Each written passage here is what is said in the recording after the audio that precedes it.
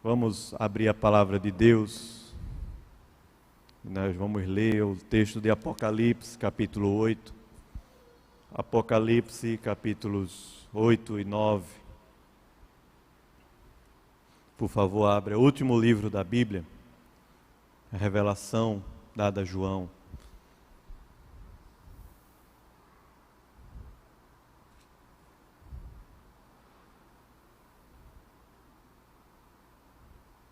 Apocalipse, capítulos 8 e 9.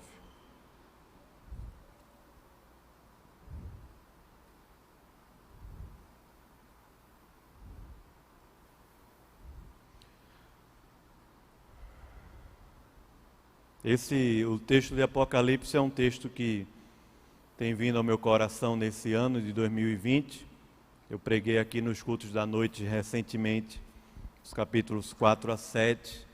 E vou pregar aqui nos cultos de 11 horas, hoje e os próximos dois, nos capítulos de 8 a 11. Então, se você frequenta, participa aqui do culto das 11, nós vamos pregar no texto de Apocalipse. É uma série, é uma minissérie de 3 episódios apenas.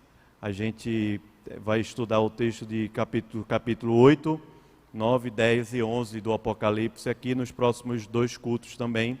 Se você quer convidar alguém que de repente você conhece, teria interesse de conhecer um pouco mais desse texto também, já convida para o próximo domingo estar aqui com a gente, ou também compartilha a pregação que está no YouTube, para que Deus possa abençoar quem Ele quer.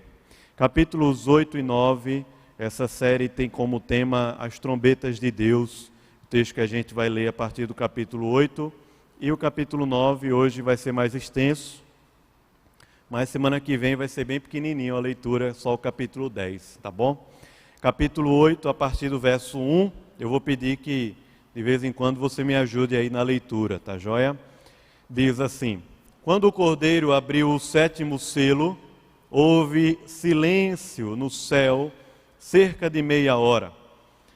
Então vi 7 anjos que se acham em pé diante de Deus, e lhes foram dadas 7 trombetas.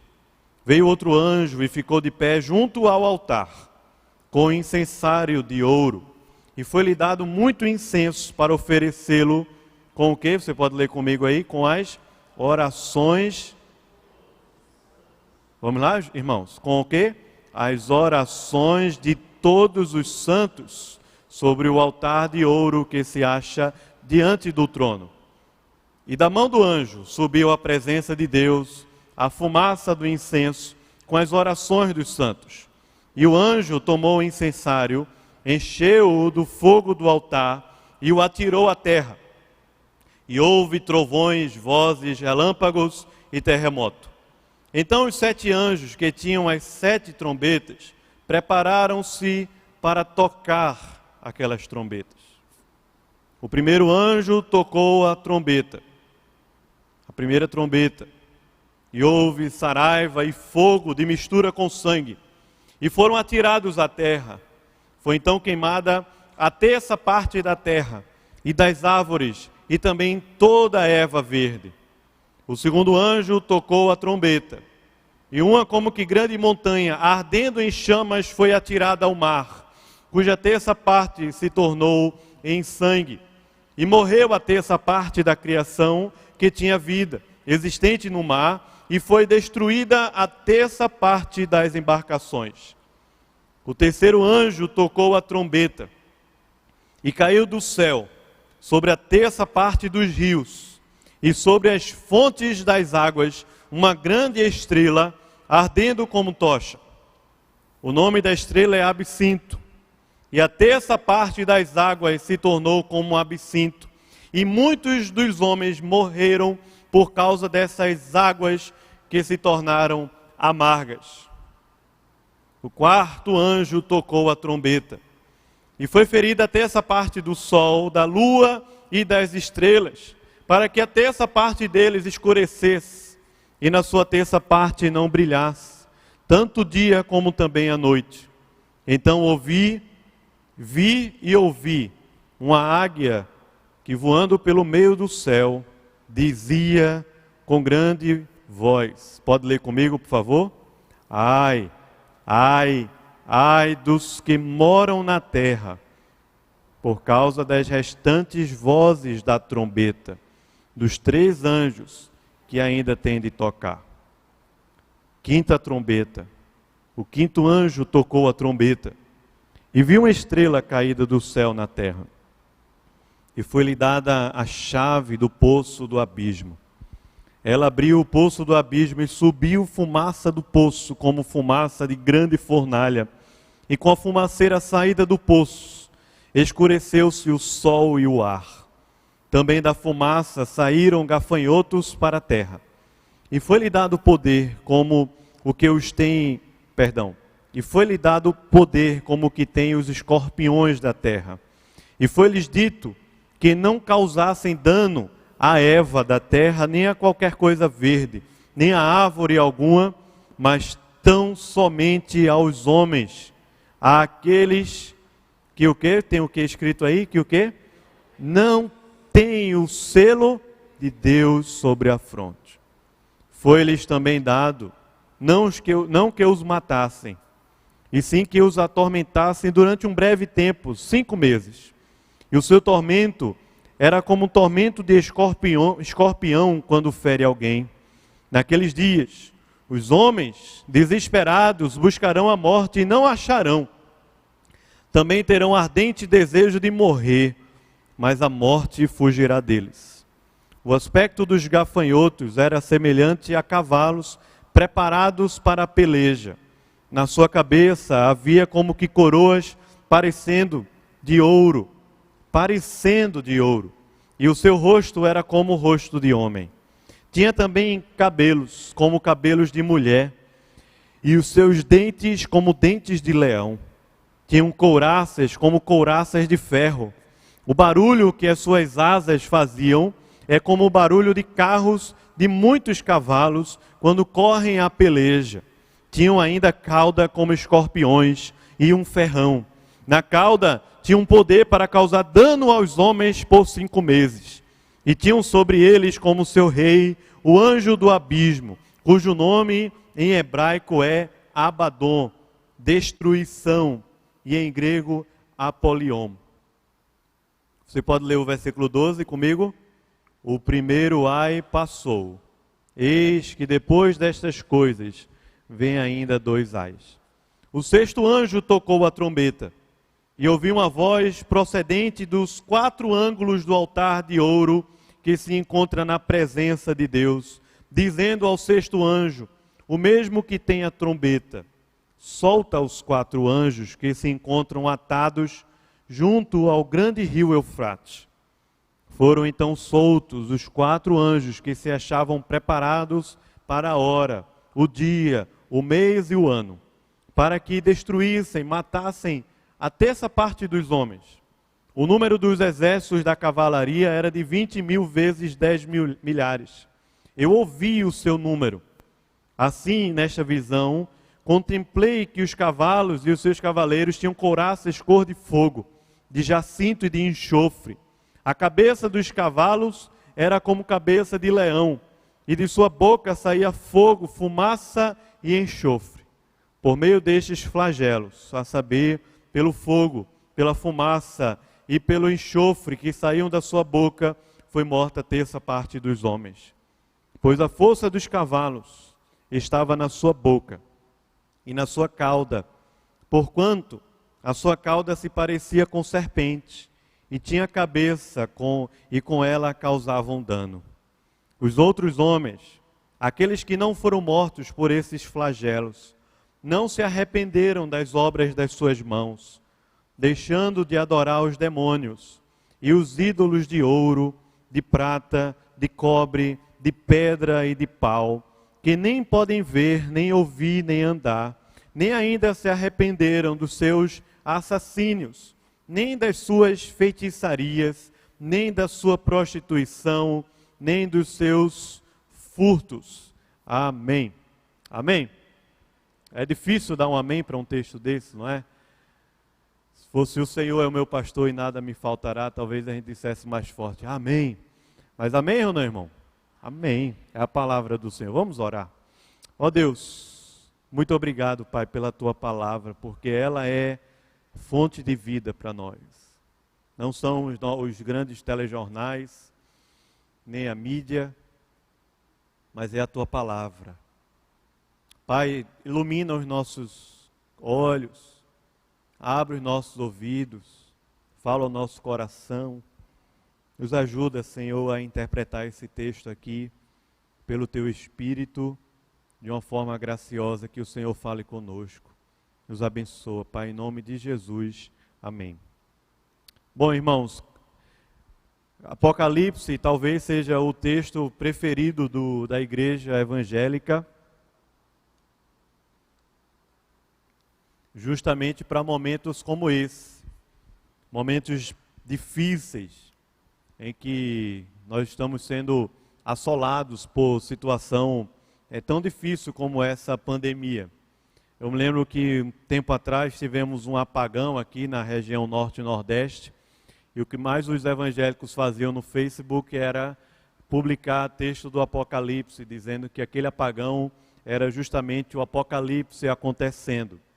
O problema é que, geralmente, nós cristãos lemos, interpretamos e usamos o Apocalipse de uma maneira muito equivocada, e muito provavelmente porque aprendemos errado, ou nunca aprendemos a respeito da mensagem que o Senhor quis revelar, justamente aqui nesse texto que é o texto do Apocalipse. Pensamos que Apocalipse trata de enigmas que vão sendo revelados ou que estão acontecendo na terra, e a gente, quando vai ler Apocalipse, tenta de alguma maneira desvendar ou decifrar esses enigmas. E o maior perigo nosso quando lemos o texto de Apocalipse é justamente querer aplicar o texto somente a uma situação específica que está acontecendo.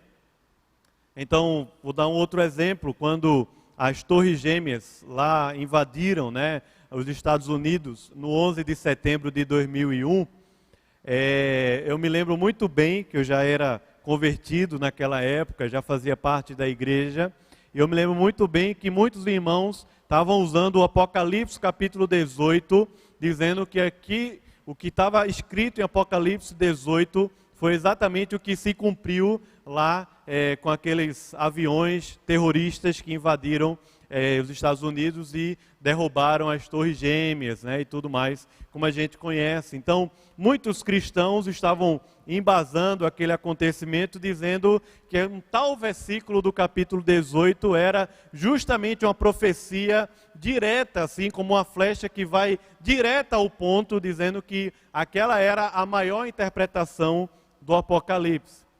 E toda vez que a gente tenta enquadrar ou encaixar algum evento histórico a uma profecia direta do Apocalipse, a gente está com uma situação muito vulnerável e perigosa de cairmos em erro teológico e de interpretação do Apocalipse. Porque o texto de Apocalipse, primeiro, ele não é um texto de enigmas a serem decifrados, ele é um texto de adoração e consolo do Senhor. Esse é o primeiro ponto da introdução. Apocalipse é um texto, é uma revelação que foi dada ao apóstolo João quando estava preso na ilha de Patmos por causa do evangelho de Jesus, injustamente preso pelo Império Romano por causa do evangelho, e no dia do domingo, quando o apóstolo João estava à beira-mar, orando e buscando ao Senhor, o Senhor mesmo resolveu aparecer a João e dar a ele uma série de visões que vão justamente trazer ao coração de João, naquele momento, consolo e adoração, e para nós todos, a igreja do Senhor, até quando o Senhor Jesus Cristo voltar. Então, Apocalipse não é um livro de medo, de enigmas, Apocalipse não é um livro de pânico, Apocalipse é um livro de adoração. Apocalipse revela para a gente como a igreja do Senhor Jesus prevalece ao longo das eras, ao longo dos séculos, até quando o Senhor Jesus Cristo voltar. Apocalipse não é um livro que nos fala sobre os fracassos, esse é o segundo ponto. Ou seja, como a gente vai ser derrotado pelo mundo, como o mundo vai perseguir a gente, como a vida da gente vai ser difícil. Apocalipse não é um livro, não é uma revelação para cristãos que vão ser derrotados pelo mundo, pelos poderes e pelos impérios, mas Apocalipse é um livro que revela a vitória dos justos, a vitória do povo de Deus, aí em meio aos séculos, em toda a história, até quando o Senhor Jesus Cristo voltar. Apocalipse não é um livro de enigmas, Apocalipse não é um livro de derrota, é um livro de vitória, é um livro de adoração. E Apocalipse é um livro que vai mostrar para a gente, esse é o terceiro ponto da introdução, o que é que vai acontecer justamente nesse período que nós vivemos. A história, ela não é contada como a gente aprende na escola. Não é contada pelos métodos positivistas, como a gente aprende na escola, nem tampouco os métodos hegelianos, marxistas, como a gente aprende na escola ou na faculdade. A história não é contada nem de um lado, nem do outro. A história não é contada pelos métodos científicos, como a gente aprende na escola. A história não é contada pelos métodos do acaso, como a gente aprende na própria vida. A história não é contada assim.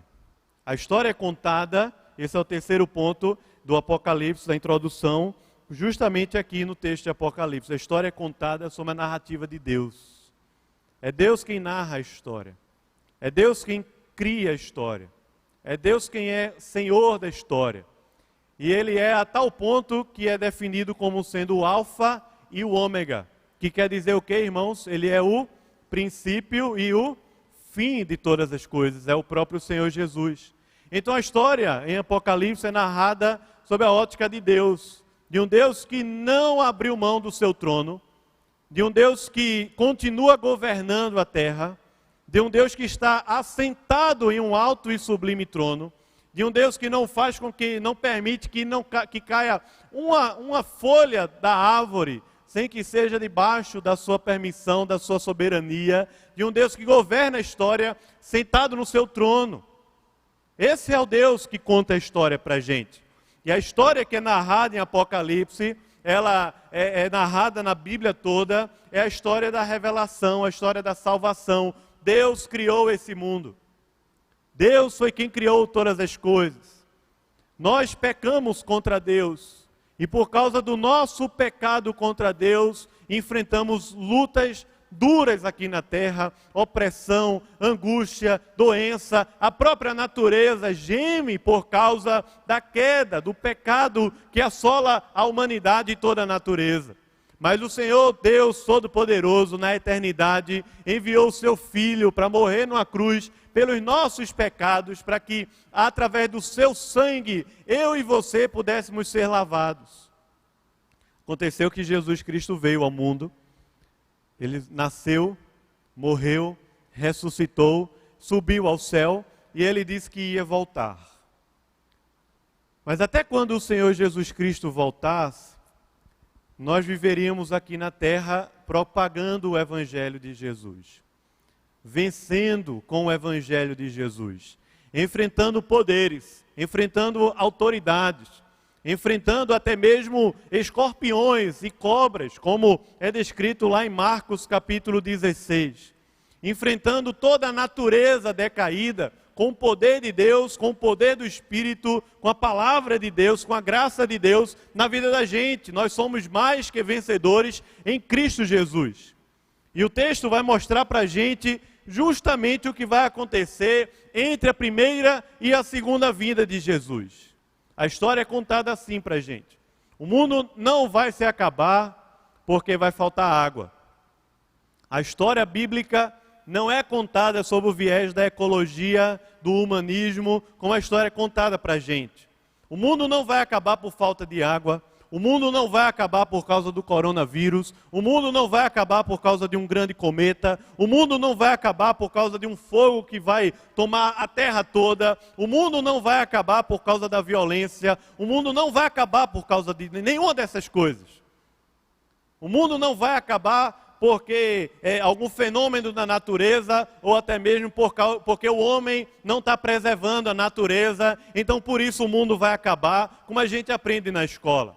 A história de Deus é que esse mundo ele não vai acabar, esse mundo ele será restaurado, essa terra será restaurada, justamente porque foi Deus quem criou ela. A Bíblia começa contando isso. No princípio, Deus criou os céus e a terra e termina falando para a gente que Deus há de restaurar e gerar nessa terra, um novo céu, uma nova Jerusalém, para que eu e você, lavados pelo sangue de Jesus, possamos viver nela poderosamente aqui, provando e desfrutando da árvore da vida eternamente. Trabalhando, se relacionando e vivendo na presença total de Deus. É assim que a história vai se acabar, e é assim que a história é contada para a gente aqui no Apocalipse. E ela é contada várias vezes. Pelo menos 7 vezes ela é contada aqui. É interessante isso, porque Apocalipse não é um livro que ele tem começo no capítulo 1 e ele tem o final no capítulo 22. Apocalipse é um livro que tem 7 começos e 7 finais, praticamente. Apocalipse é um livro que está dividido em 7 ciclos. 7 ciclos que estão contando para a gente essa história que a gente está conversando aqui pela manhã. 7 ciclos. Do capítulo 1 ao capítulo 3 é o primeiro ciclo, do capítulo 4 ao capítulo 7 é o segundo ciclo, do capítulo 8 ao capítulo 11 é o terceiro ciclo, do capítulo 12 ao capítulo 14 é o quarto ciclo, do capítulo 15 ao 16 é o quinto ciclo, do capítulo 17 ao 19 é o sexto ciclo, e o último vai dos capítulos 20 ao 22. E em cada ciclo desse do Apocalipse, a revelação que o Senhor Jesus deu a João, que estava lá na praia, na ilha de Patmos, preso, sofrendo por causa do Evangelho, a revelação que é dada a João é que em cada ciclo desse, o Senhor Jesus Cristo volta, restaura o seu povo, o Senhor Jesus Cristo volta, honra e derrama graça e sustenta a mão do seu povo, especialmente aqueles que estão sofrendo por causa da perseguição do Evangelho aqui na terra. Por isso que o texto do Apocalipse é um livro de muito consolo e paz ao povo que é o povo de Deus. Nós lemos no início do culto o Salmo 112. Lembramos no momento do ofertório o Salmo 1. São muito oportunos para o momento que a gente vive hoje. Presta bem atenção nisso. Os ímpios, aqueles que não conhecem a Deus, mesmo você que esteja aqui hoje sentado, ou alguém que está ouvindo pelo YouTube, ou alguém que você conhece na sua própria casa, os ímpios, aqueles que não conhecem a Deus, eles não têm essa confiança, eles não têm esse Deus maravilhoso, eles não têm esse consolo do Senhor, eles não têm essa possibilidade da dependência de Deus, eles não têm essa graça que nós temos de poder passar pela luta e pelo sofrimento e ter uma alegria indizível no nosso coração, que é fruto da presença de Deus. Os ímpios não são assim. São como a palha que o vento dispersa, ou seja, qualquer coisa que tire a nossa estrutura humana abala completamente a nossa vida. Os ímpios não são assim, mas nós que somos o povo de Deus, nós temos a história narrada sob a ótica de Deus, podemos confiar em Deus para viver a história e podemos viver de uma forma diferente aqui na terra. É por isso que o Apocalipse é tão oportuno, mas não é oportuno por causa do coronavírus.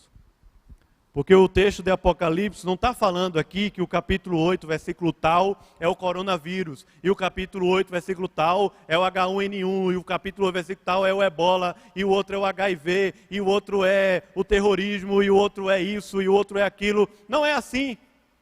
Mas o texto vai narrando para a gente uma série de coisas que vão acontecer justamente nesse período entre a primeira e a segunda vinda de Jesus. E tem uma coisa que a Bíblia fala para a gente sobre isso. Os dias vão piorar, os dias são maus, e as coisas ao nosso redor vão piorar. Eles viviam isso 2000 anos atrás, viviam com essa percepção há 2000 anos atrás, E nós continuamos a perceber que as coisas estão piorando, mas vivemos também com essa percepção. A tendência das coisas é piorar. Não quer dizer que o mundo vai se acabar com isso, mas a tendência é piorar. As coisas vão ficando cada vez mais difíceis. Mas ao mesmo tempo que as coisas vão piorar, a igreja vai prevalecer. Ao mesmo tempo que as coisas vão piorar, o evangelho vai crescer na terra. Ao mesmo tempo que as coisas vão piorar, os justos andarão aqui na terra cantando e adorando ao Senhor. Ao mesmo tempo em que o mundo e as coisas ao nosso redor estão piorando, nós estamos também provando mais e mais da presença e da graça de Deus. Porque somos o povo de Deus. Somos os escolhidos de Deus, os eleitos. O povo amado, os filhos de Deus. Então ele vai falar isso aqui para a gente. Deus é quem tem a história nas suas mãos. Capítulos de 8 a 11, texto do Apocalipse, no seu terceiro ciclo, nos fala sobre as trombetas do Apocalipse. As trombetas do Apocalipse. Chega a dar medo, né? As trombetas do Apocalipse. Terror e pânico também ali, João, quando estava vendo isso. Terror. A visão não era uma visão simples e fácil. Era dura, era pesada. Elementos, detalhes que estão sendo narrados aqui em cada uma dessas trombetas. Nós vivemos dias maus também. É o primeiro vírus da era das redes sociais. Nós vivemos dias maus, difíceis, de pânico. Parece que quanto mais desenvolvidos, quanto mais temos a falsa segurança, ou a falsa sensação da segurança, mais inseguros estamos por dentro do nosso próprio coração. As trombetas do Apocalipse estão aqui revelando justamente que esse mundo que jaz no maligno, esse sistema que não está dentro da redenção do Senhor, esse povo que vive aqui na terra sem um Deus verdadeiro, está debaixo de um juízo do Senhor. E esse juízo está acontecendo e ainda vai acontecer desde a primeira vinda de Jesus até a segunda. Está acontecendo. É a tribulação. Vai chegar um momento de uma grande tribulação e nós estamos vivendo tudo isso. Mas é interessante porque os capítulos 4 a 7, melhor dizendo, vai falar sobre esse momento através de selos. Ele fala, são 7 selos que são revelados ali, naquele livro que o Cordeiro é digno de abrir. O último selo, o 7º selo, abre para a gente mais 7 trombetas, que foi o texto que nós lemos aqui no início. Os selos revelam um pouco a respeito do que vai acontecer na terra, especialmente os sofrimentos e perseguições a que o povo de Deus viveria aqui na terra. Mas as trombetas, é como se João estivesse tirando um pouco os olhos ali do que ele está vendo nos céus e olhando agora o que vai acontecer à terra. Os selos mostram a realidade que João está ali diante do Cordeiro e diante do trono de Deus e diante daquela visão maravilhosa que ele tem dos 24 anciãos, dos 4 seres viventes e toda aquela esplendorosa visão que João estava tendo. E parece que João agora ele está olhando para a terra. Ele está olhando para os selos, ou melhor, para as trombetas, para o juízo de Deus que está caindo sobre a terra.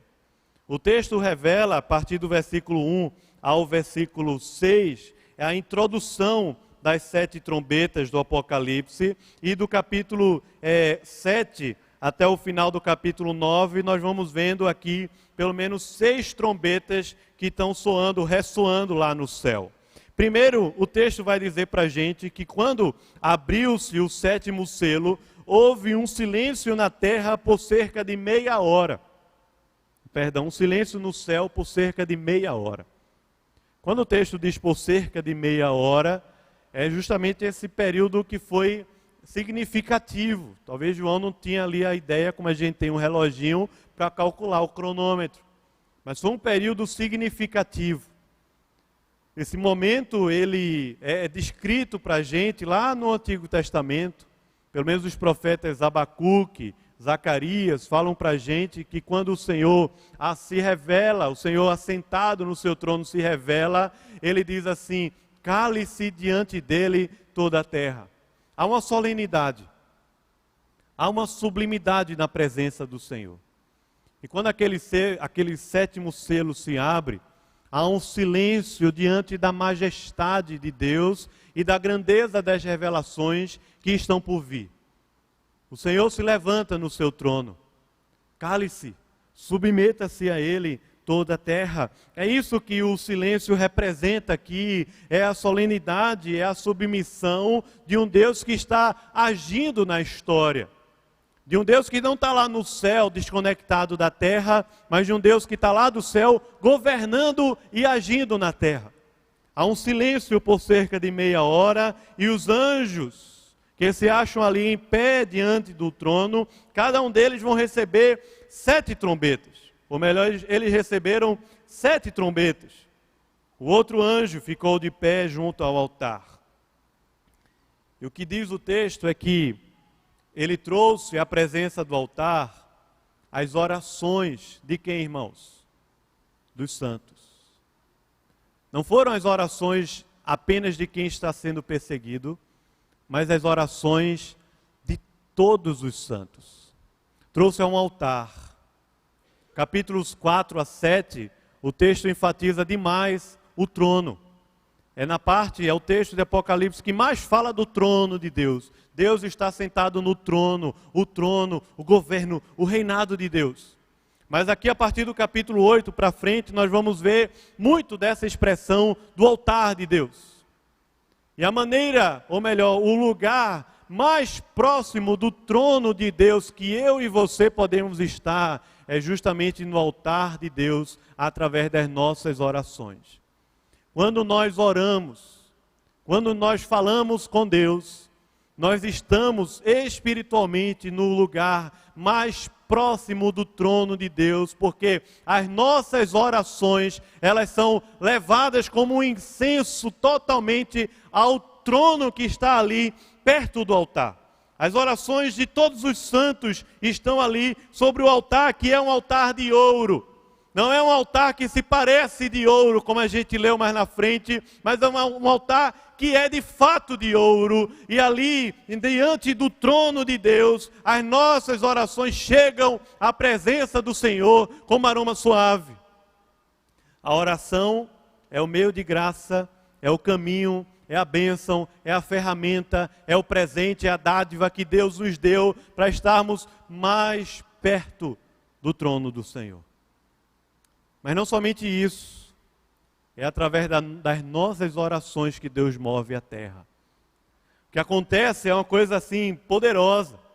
Aquilo que estava no altar, as nossas orações, elas se voltam. Eugene Peterson, comentando Apocalipse, ele chama isso do trovão inverso. Ali na presença do Senhor, está ali no altar do Senhor as nossas orações, e quando aquelas orações são jogadas na terra, ele chama isso de um trovão inverso. Os trovões, relâmpagos e fenômenos começam a acontecer justamente porque as nossas orações que estavam ali no altar do Senhor são lançadas na terra. É através da minha oração e da sua oração, de nós que somos o povo de Deus, que o Senhor move a história, que o Senhor se move na terra e que as coisas acontecem aqui no mundo. Porque é através das nossas orações que nós estamos mais perto do trono de Deus. Nós não estamos mais perto do trono de Deus assistindo pregação, ou no YouTube, ou assistindo telejornal e ouvindo os maiores especialistas desse mundo. Nós estamos mais perto do trono de Deus quando fechamos os nossos olhos, aquietamos o nosso coração e falamos com Deus, seja no nosso quarto, seja dirigindo, em qualquer lugar que estivermos aqui na terra. Nós estamos perto do trono de Deus quando oramos. E à medida que oramos, Deus pega essas orações e está lançando na terra. E quando isso acontece, trovões, vozes, relâmpagos e terremotos acontecem. Aquele altar cheio de fogo sendo lançado na terra, faz com que a terra trema. Fenômenos acontecem. E aí são dadas as trombetas. São as 4 primeiras trombetas, elas nos falam sobre os 4 lugares. Ele diz aqui, por favor, olha o texto aí, versículo 7. Primeira trombeta é dada na terra. Primeiro anjo tocou a trombeta, e isso foi atirado à terra. E com isso, a terça parte das árvores e da erva verde foram todas destruídas. A terra é a primeira trombeta. A segunda é o mar. A segunda é o mar. E a expressão aqui do mar não é a ideia do turismo. Como hoje, para a gente, mar simboliza muito mais turismo, praia, lazer, entretenimento. Não é a ideia aqui do texto. A ideia aqui do texto é de comércio, é de economia. A economia mundial no século XXI não dependia dos aviões que estavam voando por aí, mas das grandes embarcações que navegavam os mares. É economia. A globalização acontecia não com a internet, mas com esses navios e embarcações que conectavam lugares distantes. Então a segunda trombeta toca no mar. Vamos dizer assim, que ela toca na parte central que move os homens, os ímpios aqui na terra. Ela toca no mar e destrói a terça parte dela. A terceira trombeta caiu do céu, ela alcança as águas, os rios. Agora a água doce, a água potável, a água que a gente pode tomar. E diferente do que aconteceu lá atrás, no Êxodo, quando as águas amargas se tornaram doces, aqui as águas doces se tornaram amargas. Mara, amargas, com o absinto que foi derramado sobre as águas. A quarta trombeta, ela toca o céu. Há uma desestrutura cósmica acontecendo no céu, no sol, na lua, nas estrelas. E a terça parte delas foram todas destruídas. Essa é a introdução, são as 4 primeiras trombetas. Alcançam a terra, o mar, as águas, como também o céu. Alcançando aí as 4 partes mais importantes da vida humana. Mas o que o texto diz é que elas não serão totalmente destruídas, e o que o texto diz é que será destruída uma parte delas. 1/3 delas serão destruídos por causa do juízo de Deus, por causa do nosso pecado. Depois o texto nos fala sobre mais 2 trombetas, que vão sendo representadas aqui através de ai. Ai, a primeira trombeta do ai é a quinta. Ai é a quinta trombeta. A sexta é o segundo ai. E a sétima, que está no final do capítulo 11, é o terceiro ai. Na quinta trombeta do capítulo 9, versículos de 1 a 11, nós vamos ver que houve na terra, ou saiu do poço do abismo ali no versículo 2, muita fumaça, muito fogo, e um grande exército de gafanhotos sobre a terra, foi destruindo a terra. Mas esse grande exército de gafanhotos, ele é descrito para a gente como hostes malignas. A expressão que está sendo caracterizada aqui é como hostes malignas, demoníacas sobre a terra. E veja o que ele vai dizendo aí a partir do versículo 4. Ele diz, esses gafanhotos, eles não atingirão a erva da terra. Isso a primeira trombeta já fez. Esses gafanhotos, eles virão para destruir os homens. E o que o texto vai dizer é que quem está debaixo da maldição dessas hostes demoníacas são todos aqueles que não têm a marca do selo de Deus. O selo de Deus, que é o seu Espírito habitando em nós. Portanto, para nós que temos o selo de Deus, você que entregou sua vida a Jesus e tem o Espírito habitando em você, há segurança no Senhor aqui, muito clara na Bíblia, ele fala perseguir e destruir a todos aqueles que não têm o selo de Deus sobre a sua fronte. E será perversa a coisa. Ele diz aqui que na cabeça há a coroa parecendo de ouro, o seu rosto é como de homem, o seu cabelo é como de mulher. Há uma espécie aqui de sedução mesmo, de poder, através da sua própria imagem, de convencer os homens. Mas o texto diz que vai ser tão difícil que vai ter gente que quer morrer e não consegue. Percebe ou não? Gente na terra que está vivendo um desespero tão grande, que deseja a morte, mas não consegue morrer. Versículo 11 diz que sobre eles tinham um rei. O rei era um anjo que tinha no abismo. E o nome desse anjo era Destruição, Abaddon ou Apolion. Sobre aqueles que não conhecem a Deus. O que resta, o que é a realidade da vida deles, é o desespero, é a morte, é a destruição. Eles são como a palha que o vento dispersa. Depois a sexta trombeta, o sexto anjo, ele toca uma trombeta. A partir do verso 13, é o segundo ai. Nesse segundo ai, quando ele toca a trombeta, uma voz que vem ali do altar de ouro, que se encontra no trono de Deus, na presença de Deus. Veja que a ênfase está sempre voltada para o altar de ouro que está ali na presença de Deus. Versículo 14, ele diz, o sexto anjo, mesmo que tenha trombeta, falou, solta os 4 anjos que se encontram ali presos na região do Eufrates. Eles foram soltos. E a eles foi dada a permissão e a ordem de matar a terça parte dos homens. E eles saíram com muito poder, uma cavalaria que tinha tanta gente, que é descrito simbolicamente como 20 mil vezes 10 milhares, é assim que João ouve. O barulho era ensurdecedor. Os cavalos e os seus cavaleiros tinham couraça cor de fogo, jacinto e enxofre. A cabeça dos cavalos era como de leão, e da sua boca saía fogo, fumaça e enxofre para destruir a terça parte dos homens aqui na terra.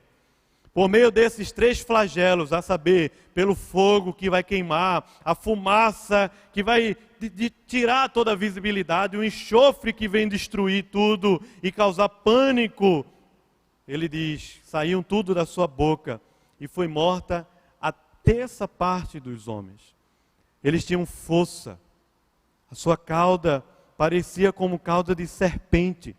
E tinha força, poder, a sua cabeça, com ela causava muito dano.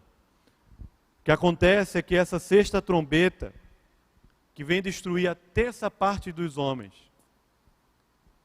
ela serve como um grande sinal para o arrependimento e a busca de Deus. Mas leia, por favor, o que diz o versículo 20 e 21. Queria que você lesse comigo aí em alta voz.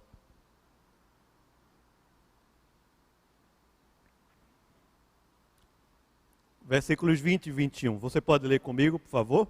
Veja o que ele diz. Os outros homens, vamos lá? Aqueles que não foram mortos por esses flagelos. Eles o quê? Das obras das suas mãos. Deixando de adorar os demônios e os ídolos de ouro, de prata, de cobre, de pedra, de pau, que nem podem ver, ou seja, os ídolos que não veem, têm olhos, mas não veem, têm ouvidos, mas não ouvem e não podem andar. Nem ainda se arrependeram dos seus assassínios, nem das suas feitiçarias, nem da sua prostituição, nem dos seus furtos. É assim que o capítulo 9 termina, mas não é o fim da história. A história ainda vai ser conduzida a um final. Mas o final da sexta trombeta vai dizer para a gente que há uma morte imensa na terra. E com tudo o que acontece, com toda a destruição que acontece na terra, ainda assim, os homens não se arrependem e não buscam a Deus. Não buscam a Deus. Não se convertem dos seus maus caminhos. Não largam mão dos ídolos. Não abrem mão da sua prostituição. Não abrem mão das suas feitiçarias. Não abrem mão dos seus furtos. Continuam vivendo a mesma vida. O que eu acho interessante, irmãos, nesse momento que nós estamos vivendo, é que parece que Deus resolveu tocar num ponto central da nossa globalização. As viagens, os negócios, o dinheiro, os aviões que estão para lá e para cá, o turismo, o passeio.